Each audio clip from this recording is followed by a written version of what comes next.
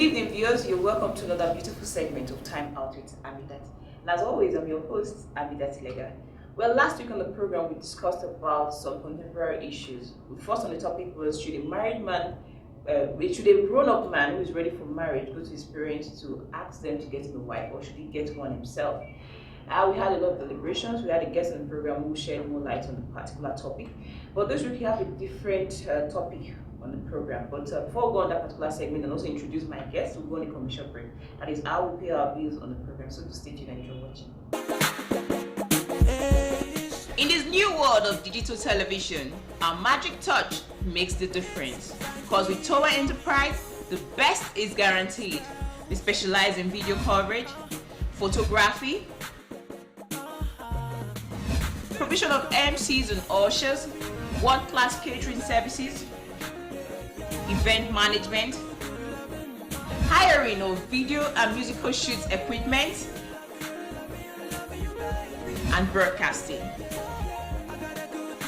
You can contact us today at number 4 Old Agenebode Road, Sabo, Iyapi, or call us on 081 346 33907 or 081 112 11279. Come, let's make your event heaven on earth.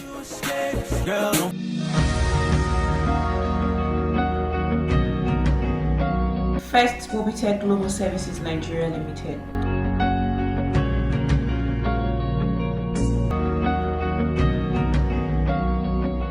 In all kinds of GSM and accessories.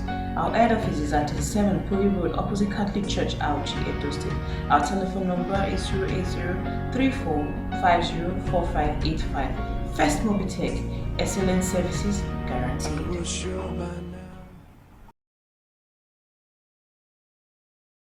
Welcome back, viewers. Now back from commercial break. I want to introduce the guests on the program today. On my left, I have Miss Ifueko Helen. We had her last week on the program. It was very beautiful and shared a lot of interesting facts about last week's program. Thank you so much for coming on this week's program. And also on my right, I have Honorable Ibrahim. Muhammed, you're welcome to the program. Thank you. Now, viewers, we're going to be talking about age discrimination. A lot of people have actually had this problem or actually encountered this particular situation or note them they've been discriminated because of their age and all of that. So we're going to be sharing more light about age discrimination. Honorable Muhammad here is a lawyer, and he's well read, vast about a lot of contemporary issues. So our first question will go to you: what exactly is age discrimination? Age discrimination is essentially a situation whereby people who apply for jobs or want to get anything, they are discriminated. They are turned down because of their age, either because they are too young or they are too old, according to whatever procedure they have laid down for that. So that's age discrimination.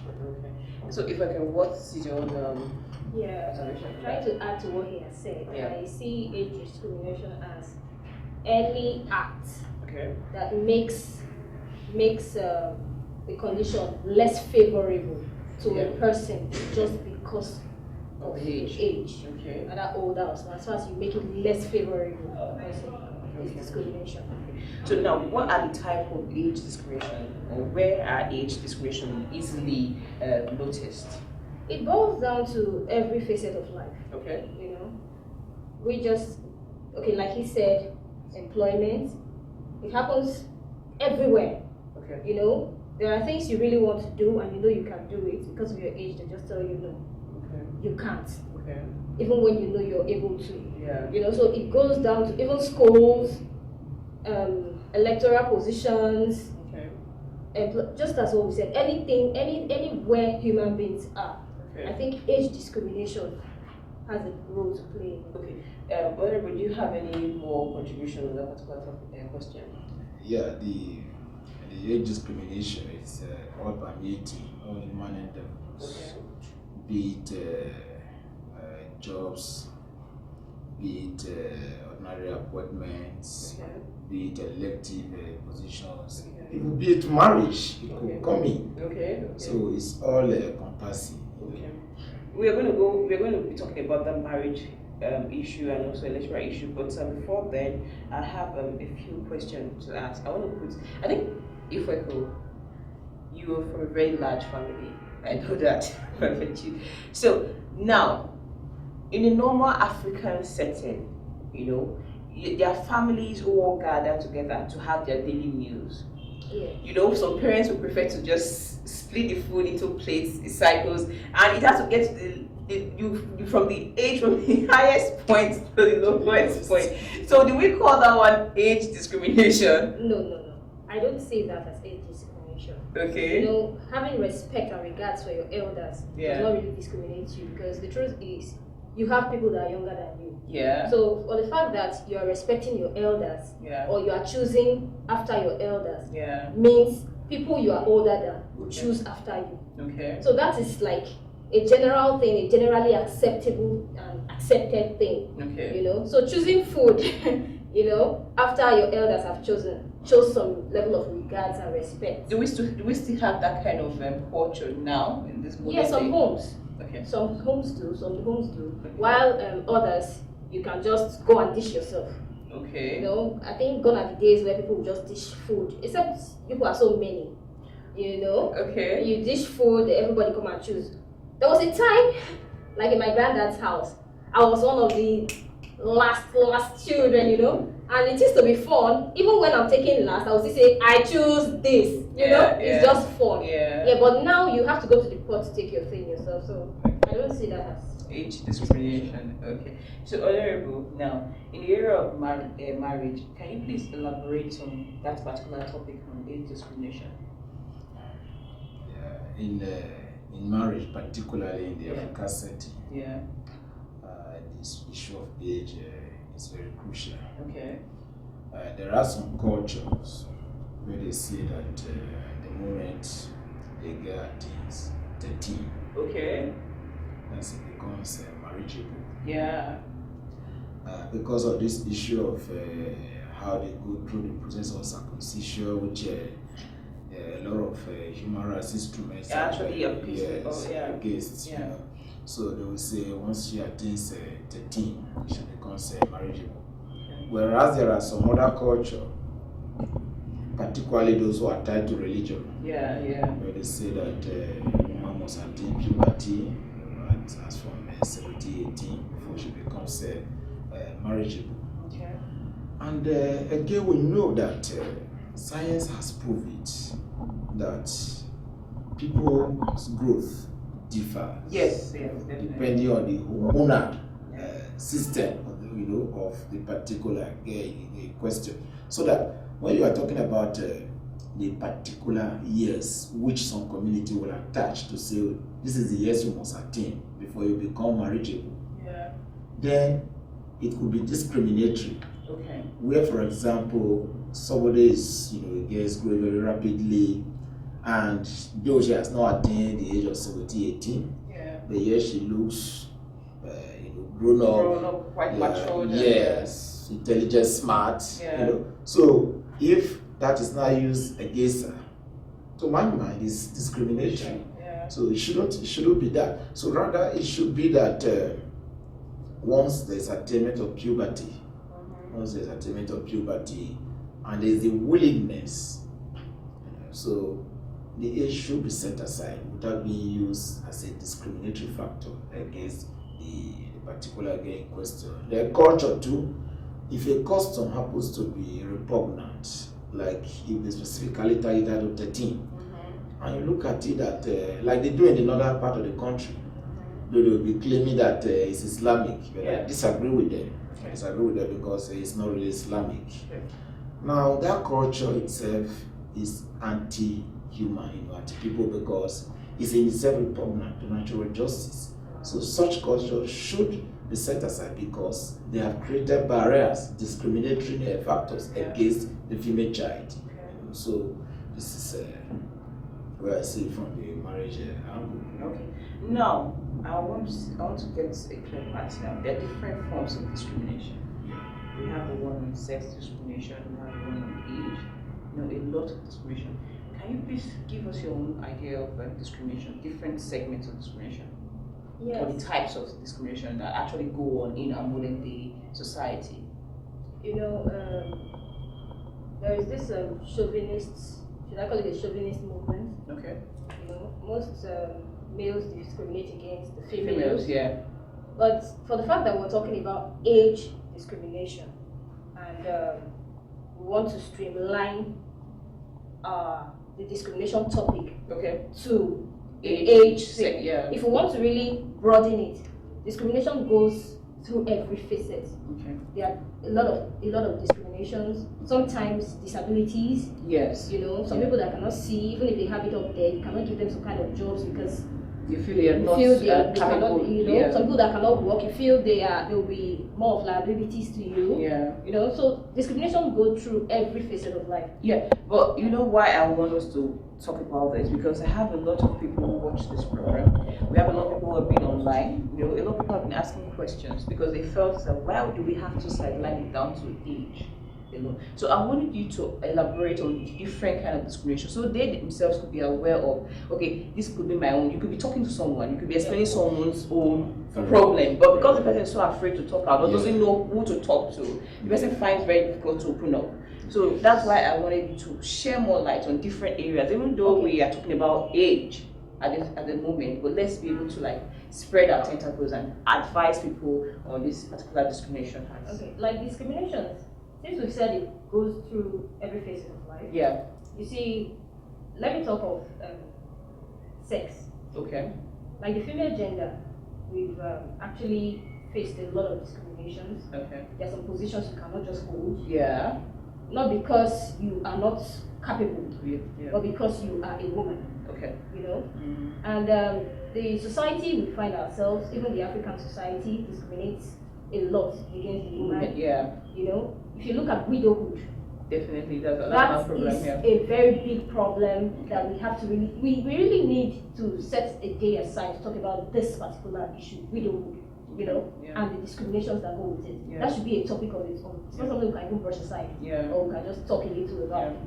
You know, like if you look at this widowhood thing, in some communities, if a woman dies, maybe the night after they will give the husband a woman to stay with. Wow. These are things that gives you the impression that, for God's sake, am I not human? You know, the fact that I was made a woman does not mean I'm less human. Okay. You know, and for you'll be surprised that some women lost their husbands and they are made to drink the water from the bath. That's a discrimination. That's discrimination. Those things are barbaric, and even the sound of it are repugnant to human justice. It does not make any sense at all. But these are things that happen. We are in Nigeria. We cannot just say it doesn't happen. It happens. It happens daily. And because of the fact that we are Africans, we are black, we are not made to actually open up. You know, in the Western, we prefer to actually keep it in because we are afraid that if we say it out, what people think. No, there's no fear. Okay. There is no fear. It's just we Africans, especially the African woman. Yeah. We are the most tolerating people. Wow. Really. I think we should give ourselves thumbs up. No, don't you think? No, it's the truth. Yeah, we should give ourselves thumbs up. Yeah. It's not as if we don't see these things as barbaric and bad. Yeah. It's just that we just swallow. For God's sake, because of my children. There must be because at the end of the day you die for nothing. And these children you're doing these things because of, they will leave and they will continue living. Good and fine, they might have some anger inside them. Yeah. But what will they do about it? They cannot go and kill their family because of it. These things are happening. If we don't speak up against them, to a large extent, they will spoil a lot of things. You see some women now, you hear of stories that a woman did this. You say, how could a woman do this? But when you talk with her, you see that the anger she has been bottling up. She has been bottling up these things, and before you know it, she bursts. So people should be able to say what they feel and speak against injustice of any kind. Yeah, Frank, I think you're digressing because we actually talked about types of discrimination. I think it goes. You know, you pushed me to that. You know, you want to talk about it, man. You just keep going and I was going to second Okay, I'm That's why I told you it's a small topic. Yeah. You know?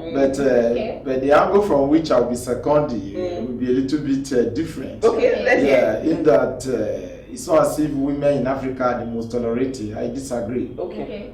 What actually is going on is that African women have become too relaxed. Okay.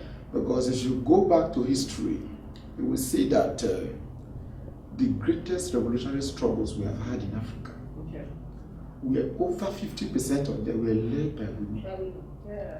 We talk about the Black Women's Riot of 1929. Wow. Women led that struggle. Of course. You hear of Rason Kuti, Mrs. Rason Kuti. Yeah. You hear of Aja Habiba Tumogaji. These are great women who have led struggles in the West, in the core Yoruba states.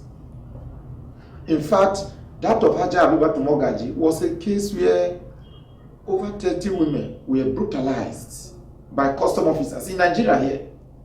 She stood up as a leader of market women. They demonstrated, and though they were arrested, they went to court and they got judgment. Back to the north, you have Queen Amina of Zaria. Yeah. That woman, that singular woman, that Queen of Zaria, she was the only one who provided the best leadership for the Northerners. Under her leadership, it was easy for the people to trace the origin of their forefathers because Abu Yazid, who they claimed to be the father of Northerners, that was when he entered the place. And they said they had a very big python that was disturbing them. It was the leadership of Queen Amina that really brought about the demise of that python, and of course stabilized the whole community. So there have also been instances beyond Africa shore. We have seen the Indian people. We have seen the daughter of Mahatma Gandhi, how she led the Indians. We have also seen Margaret Thatcher. So there have been women who have led several struggles. I think we're going to call you again very soon on this particular topic, because if you keep on going, we won't go to the main topic of the day. Now, I have a message from somebody on one of our social media actually commented on this. It said that she actually applied for a job. She's a bank job, but she didn't want to state the bank particularly. But because of her age, she was denied the appointment, saying that she was too young for that position. You understand it? Now she feels she has all the qualifications educationally and everything, but she was denied the job there. But someone else that got the job, that she was even better off than, who got a less qualification than her when it went for the main exam. Now she's asking, does she have the right to sue the company or the bank that actually denied her this privilege? Very well, she has the right because a denial of an opportunity is a denial of fundamental rights. Okay. You see, the right to be employed, the right to work is a constitutional right. Okay. It goes with the right to life. Okay. Because you cannot reasonably exist when you cannot be gainfully employed. Yes. So she stands the right to go to court for redress of the matter. Okay. Because it's a fundamental right. Yeah, she has the right. And in fact, if I am brave as a human rights activist, I will take on the matter as gratia without asking for a couple. I have done that several before. You need to get them protected. Yes, so we are prepared to do more and more again. Yes, yes. And of course, the court will make an order directing and mandating the particular bank to employ her because she meets the qualification. Yeah. So that's it. So because that is discrimination. Yes. And the Constitution forbids that. On the international human rights instrument forbid that. So the court is cognizant of the fact that that right exists in our Constitution. Okay. That is it. Now, another question.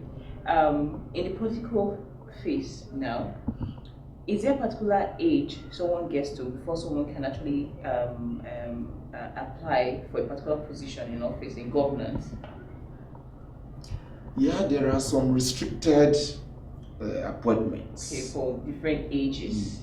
Yes, not really for different ages, but the attainment of a certain minimum educational standard and number of years of experience. Okay, it doesn't have to do with the age. Yes, it doesn't have to do with the age. Okay, for example, I'm just 41 and I practiced law for 10 years. I'm qualified to be a High Court judge now, qualified to be Attorney General of Edo State, even of the Federation. Okay. That's what the law says. Okay. But at times when there is politicization of the process, if you don't have a governor here and there, it might be a problem. Okay. But ordinarily, constitutionally speaking, there is no age limit based on that, except elective positions. Okay. Yeah, it's solely elective positions that age requirement is seriously emphasized. Oh. Like you want to go to House of Assembly, the Constitution Order Section 106 says you must have attained the age of 30. Wow. You must have educated up to at least secondary school certificate level or its equivalent. Okay. You must be sponsored by a political party. Okay. You must be a citizen of Nigeria. Yeah. So these are the 4 cardinal requirements of the Constitution. You want to go to House of Reps, the same 30 years. Okay. You want to go to Senate, 35 years. For presidency is 40 years. Okay. So this is just before educational qualification is the same all around. It's just education up to secondary school certificate level. But people over time have been debating it, that this is the time for us to begin to think beyond that, because education up to secondary school level certificate or its equivalent can no longer sustain what we have on ground, Yeah. Well, viewers, we've been talking about age discrimination, and I had Miss Ifueko Idehen and Honorable Ibrahim Muhammed on the program discussing about this particular topic. But before then, we want to give out a normal teaser on the program. We do have teasers on the program, and this one we're going to be talking to our guest on the program. Ifueko, if you had a wish concerning this particular topic now, to help someone, just like the way he said it about helping someone in law and all of that, what would you actually do? At what level of discrimination would you actually lend your voice out to help someone? Well, whenever I see that someone is eligible for a position, someone is eligible for a position and the person is not given just based on the age, not based on what the person has up there or the person's qualification, then I think I'll be able to speak out. So viewers, we've had a very, very interesting time on this program discussing about age discrimination, and next we're going to be having a different topic entirely. But we have from one of our sponsors, we have our customized shirts that we'll be giving out to a lucky winner on the program. So if you're watching this program right now, we're going to post the questions to your screen. So the first person to answer the question and send in the text to the numbers also on the screen gets to win this I Love Time Out WithAmidat TV show t-shirt. So it's from our sponsors all the way from Abuja. They the customized company that does customized shirts, caps, whatever kind of event you want. They have your shirts, your caps, your mugs, your cups, whatever thing you want, for your events. They are customizing. They are a customizing company, so they are also sponsoring Time Out WithAmidat TV show, and they have shirts for our numerous viewers watching this program. So send in your answers to the through text message to the numbers showing on your screen right after the question. So viewers, we've had a nice time with you, Ifueko. Thanks so much. Last week I had a very interesting time, and this week I had you again on the program. And I also have human rights. Now I have a human rights lawyer now, so all my problems. So over to him. Of course. Over to you. So I'm going to wish you, both of you, very well. You're doing so much, and I want to ask you to continue your human rights activities to help everybody, those that are discriminated upon, and anybody you think you can help by virtue of your position. So viewers, I'll say a very big thank you to you watching this program from your room, your sitting room, your bedroom, wherever it is you're watching this program right now. Thank you so much for the love you've shown to me for the past 3 years, and I want to appreciate you so much. And also to my cast, to my crew, to my staff, Matthew, to Statesman, to Fauziat Godin. Thank you so much to everyone. God bless you, and have a swell evening and a wonderful week ahead. Bye for now.